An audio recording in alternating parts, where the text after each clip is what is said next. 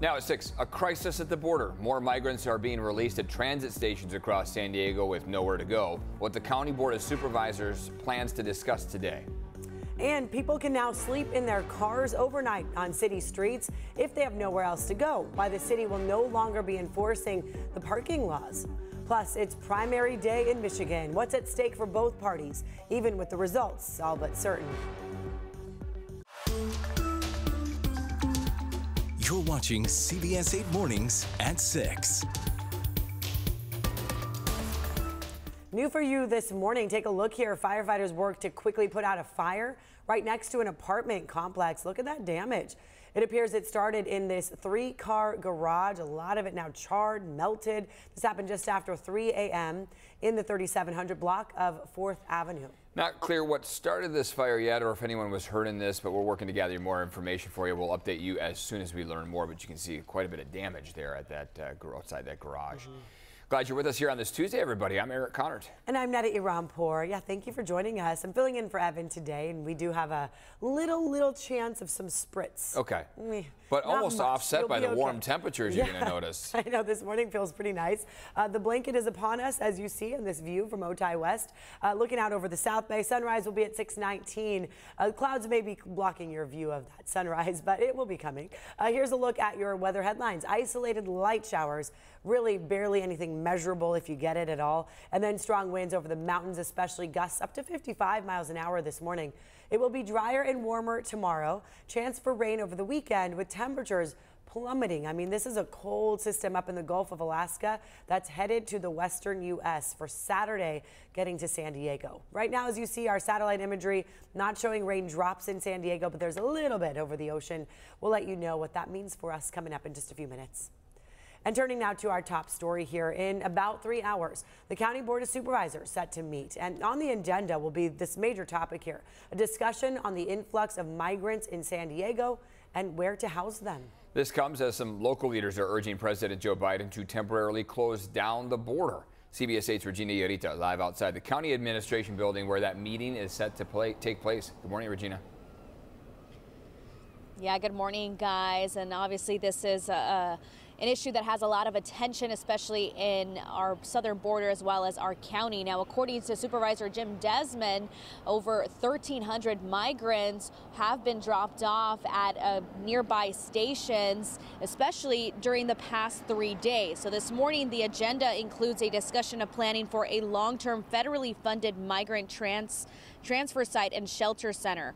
On top of that, county leaders are also urging President Joe Biden to temporarily close the U.S.-Mexico border. So to clarify, this is all in response to the influx of migrants that we're seeing here in our county in the last several days. The Migrant Welcome Center that was being run by South Bay Community Services closed last week after running out of funding. The county actually allocated a total of $6 million to keep it open, and that Welcome Center fed migrants. They helped them charge their phones, and it connected them with resources so they could get to their destination. Supervisor Jim Desmond says taxpayer dollars should have never paid for the center, especially because it ran out of money in nearly 5 months. On Sunday, he visited the Iris Avenue transit station in San Ysidro, and take a listen to what he witnessed. Well, we've just seen a bus drop off, a bus full of migrants here at the Iris Avenue station. Most of them males, adult males, being dropped off here.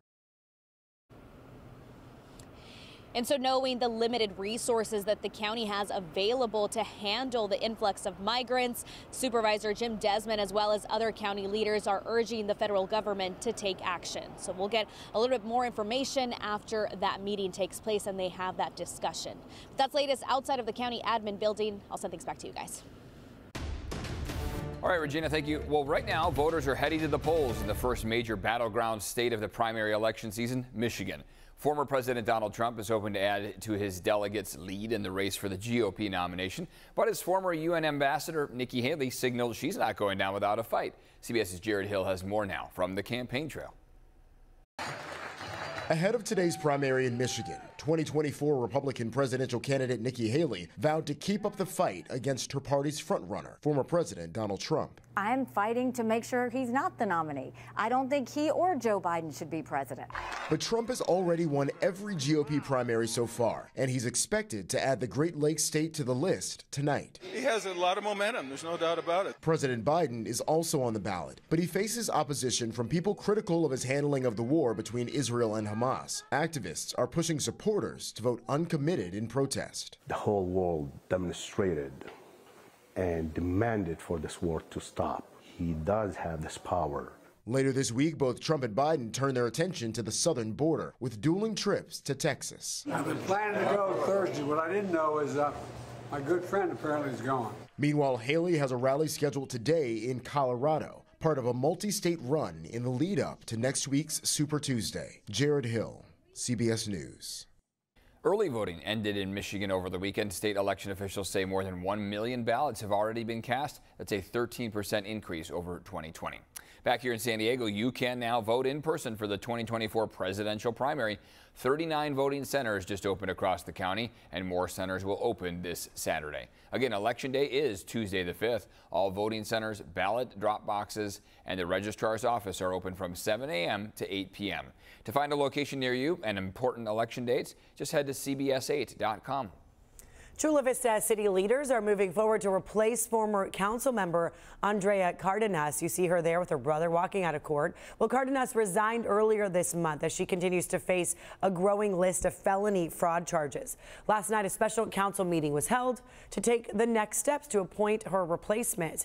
Now that the District 4 council seat has officially been declared vacant as of the meeting last night, the council has 45 days to make a temporary appointment, which would last for about 8.5 months. Many people who live in Chula Vista spoke out on the appointment process. You should vet them. There should be a background check on them. If an appointment is not made by April 11th, so that 45-day deadline, then the District 4 seat will stay vacant until whoever's voted in during the November election is sworn into office. Right now, people who have nowhere else to go can now live in their vehicles and sleep in them overnight on streets in the city of San Diego. So before, people were at risk of fines, towing, even arrest if they slept in their cars or RVs overnight outside of those designated areas. CBS 8's Chris Groh joining us live in Kearny Mesa now to explain why the city will no longer be enforcing these overnight parking laws. Chris? Yeah, good morning. And remember, when this started to creep up back in 2017, you had a lot of people on both sides of this issue. Those who felt like it was getting too much. They were seeing these RVs begin to start to gather there in their neighborhoods, and people worrying that there would be just too many of them in small spaces. And then, of course, you had people who were advocates for those who had nowhere else to go, saying that if you begin to tow and find these people, it's not just the ticket. It's also getting that car from the impound, the potential liens that may have been put against it, and the rising cost of retrieving those RVs. And so after what is now, again, several years here back and forth, this class action lawsuit, the city has come to an agreement now that will reverse this for 3 years. So this ordinance that prohibits people from parking it overnight will be suspended for 3 years. The city will also forgive tickets and fines given from 2017 to the present. There's also a promise from the city of San Diego to create more safe parking program lots and improve and expand the existing Mission Valley safe parking site. So in effect, those signs announcing that ordinance will be coming down, though it's fair to point out there are several RVs that are still and already parked even next to some of those signs. Now, the city is going to post on its website when those safe parking lots sites have spots available. That's how police will be able to determine whether or not there are spaces available, because remember, this is only allowed if there are no spots available. We spoke with one of the attorneys behind this class action lawsuit. Here's what they had to say to us. This agreement allows the reintegration of so many people into feeling productive and to feeling part of the citizenry of San Diego. We need the people, instead of blaming the victims of the crisis, they need to fight for what everyone needs, which is decent, affordable housing. Yeah, and so again, you in a statement, the city of San Diego did go on to say that they believe that this is a step in the right direction. To read more, from what the city of San Diego had to say in response. You can go to CBS8.com and click on that story link. Eric and Netta. All right, Chris, thanks for the latest there. And people living around and near downtown shared their biggest concerns when it comes to safety. More than 100 people met last night at the San Diego Neighborhood Coalition's community meeting. One of their biggest concerns is the homelessness crisis. The Little Italy Association says they hired private security in 2021 and 2022, but felt it wasn't getting to the root of the neighborhood's issues. They've since brought in the San Diego Rescue Mission, who is working with the unhoused on a daily basis. Many residents hope to see more getting done. We're so happy to be living here, and then it's just gotten so bad over the last even 6 months, I think. The San Diego Neighborhood Coalition is hopeful solutions can be found and is looking for volunteers. Taking a peek outside here, yeah, you're going to notice a decent warm start to the day here, but the rain's kind of held off here. So. It's interesting. So yesterday I got rained on. Did you get rained on at all? A little bit, just real spritz. Yeah, mine was just at the time when I was like holding the baby outside, walking across the street. I'm like, oh, now the rain hits his little head. I should have put a beanie on him. Lesson learned. But yeah, today expect really light activity. If it happens, it'll be a drizzle, maybe just virga, won't even hit the ground. We saw barely anything yesterday. Some of the weather stations reporting a few hundredths of an inch, some a tenth. That's it. So overall, our satellite imagery here showing over San Diego, no green, just cloud coverage. And then to the north of us, a little bit, little smattering, speckling, whatever you want to call that. There's some activity over the ocean as well. Some of that lighter rain could move towards us. So here's your rain forecast model so you can see what I mean by isolated light showers. There you go. From now till 10, a little spot of green showed up and it quickly went away. If you get anything today, it will be fast to move along. You can probably sit it out in your car if you're not in a hurry to get anywhere if it comes down. But honestly, most likely today, this afternoon especially, you'll see that sun.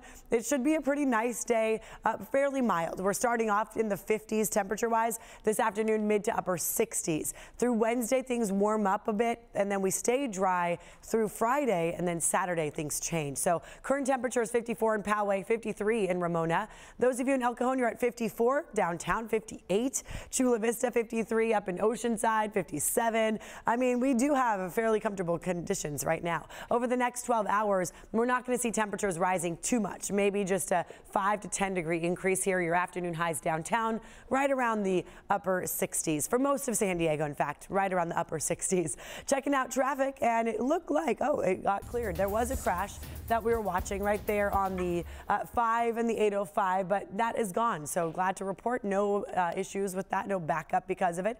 Here's a live look. Eastbound 8. This is right at the Taylor Street exit. So it does look like things are running pretty smoothly. I don't see any major crashes. As far as your drive times go, a quick check here from 5 southbound going from the 54 to the border. It'll only take you 9 minutes. Speaking of the border, let's show you your border wait times. Whew.